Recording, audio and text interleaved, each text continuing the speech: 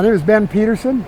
I have the privilege of being in 2 different Olympics, and I also have the privilege of being at the Rocky Mountain Nationals several times, and setting up and bidding like this, appreciate being able to do that.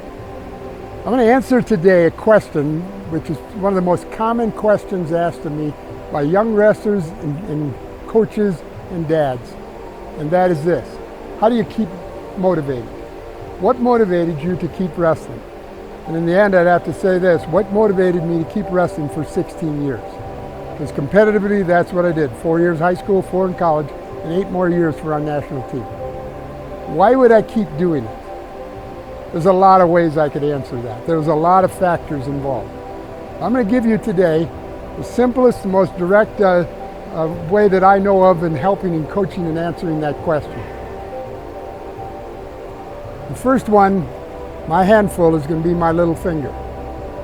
I never used to talk about this. It was my own personal pride and my own selfishness, but to do it for myself. I didn't think that was, real. Well, that's not what I should do as a Christian. I should talk about other people. I'm going to talk to you about thanking other people. And the first one is yourself. Well, to be honest with you, I can't ignore it. I wrestled out of selfishness over and over again. But I wanted it to be my little finger and not control everything. It's the smallest, but it's definite. Don't ignore it, but have a personal pride that you as an individual are going to do what's right. You're going to do your best because you're going to represent yourself. And that's a value. And you say maybe it starts because every child starts that way. But you got to add to it. And the second one, second group of people, second individuals are symbolized by my second finger, which is a wedding ring finger. I have my wedding band on here. My wife Jan and I have been married for 43 years. And when I wrestled, I didn't even know who Jan was until the last couple of years. I was wrestling for another family. And I started as a freshman in high school. I knew I was representing my family. I saw that when my brothers won, my sister would do things that were special, we would all enjoy. When we failed at things, we all were disappointed with it. And so I began to realize this, that my family stood with me incredibly. I saw that in a couple of ways, and I'm glad for one of them. It was not a pretty picture. 6 of the 8 of us, there's 6 of us children, but 6 of the 8 of us were in a car accident when I was 12. And I broke my leg right here. I had to spend 11 weeks flat on my back.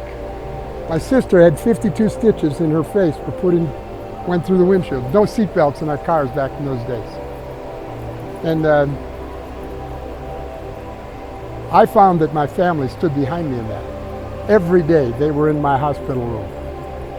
And they brought me home. Every day they were in my bedroom as I laid in that bed waiting for that leg to heal. I knew my family was behind me.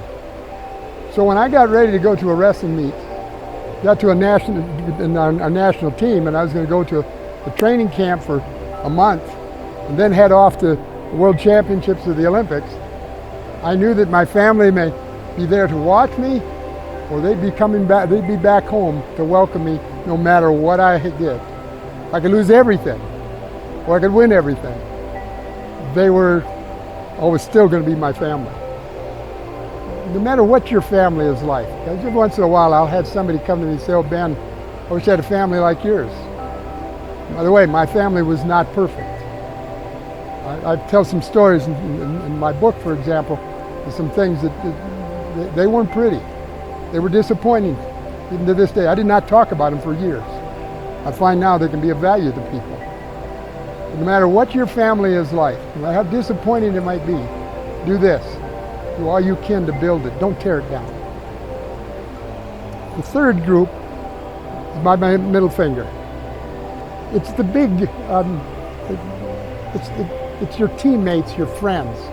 Those are close to you, the people in your community that you get to represent as you wrestle, you compete for your high school teams. incredible the way they can motivate you. And those friends are going to be very close to you. They're going to at times that you'll have more focus on them than you will your family. And make sure that you keep them close to you in the thought that you know them, they know you, you get to represent them. And sometimes they're your teammates and you're doing it with them. The next one is actually something bigger for me. I got to wrestle for Iowa State University. I was thinking the other day that the smallest dual meet I think I was ever wrestled in was 8,000 people. It was very unique, but Iowa State, Dan Gable was there.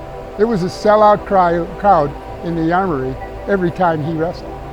So my sophomore year, my junior year, that's what we had in that arena.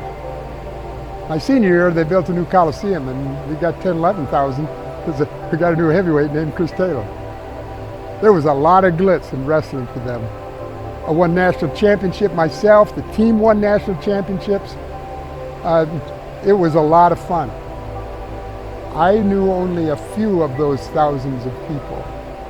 They knew only a little bit about them. Oh, by the time I was a senior, they'd learned several things about me. But we weren't personal like we were back home. There was a way in which Cumberland really, in a sense, outdid them in some ways. In other ways, obviously not. But you know, then I made the U.S. team. Now it wasn't thousands. In high school it was dozens, then it was thousands, and now it's millions. And tell you what, when they put that USA uniform on my back, there was a whole new element of motivation. I will say this to you young wrestlers, when you're wrestling for your high school team, there's some elements about it that was more special than that USA. But to represent this country, I to say this, being able to have these 3 medals, and being in 2 of the 3 Olympics, I say this, I'm the most blessed man to ever step on a wrestling mat. That's what I feel like so many times. I want to say thank you. So I want to say thank you to all of those. Say, Ben, you got your thumb left. What's the thumb? The thumb is God. These work great. They work the most efficiently when the thumb's with them. And when I don't have God, my thoughts of myself, my family, my friends and people close to me, or to the glitzy big groups that you get to represent sometimes, they don't fully work well. But when I understand God has given me them, He's given me talents, I get to work and honor each of those different groups, I just keep wanting to do that more and more.